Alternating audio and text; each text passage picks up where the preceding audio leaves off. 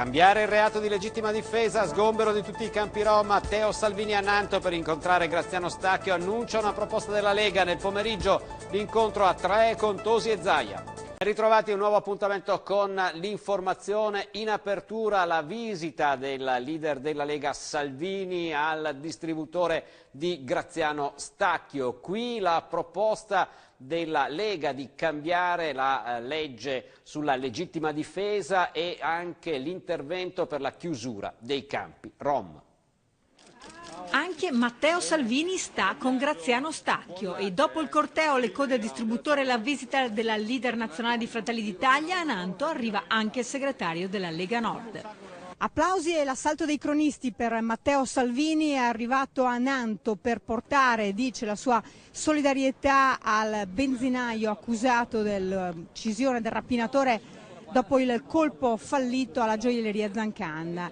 Le vetrine del negozio qui a fianco dicono chiusura definitiva per rapine e contro questo stato di cose il segretario del Carroccio ha parole molto chiare. In uno Stato normale dovrebbero essere le istituzioni a difenderti. In Italia in questo momento purtroppo persone come Stacchio fanno quello che ogni libero cittadino, adulto, solidale e responsabile è tenuto a fare, ovvero sia difendere non solo la propria vita ma anche la vita altrui. Gli ho parlato, mi è piaciuto il profilo basso, non si tratta di eroismo, si tratta di quello che qualunque padre di famiglia, qualunque nonno, qualunque genitore avrebbe fatto e per questo ovviamente non deve passare neanche 5 minuti di grane o di problemi. E a chi dice si rischia un Far West? Il Far West lo stiamo vivendo perché ci sono dei rapinatori con la fedina penale lunga mezzo chilometro che sono in giro a rompere le palle al prossimo. Per Matteo Salvini 2 chiacchiere in privato con Graziano Stacchio e poi un incontro a porte chiuse nell'azienda di Roberto Zancan. Presenti il titolare, il sindaco di Nanto Ulisse Borotto e una folta rappresentanza di amministratori e politici locali.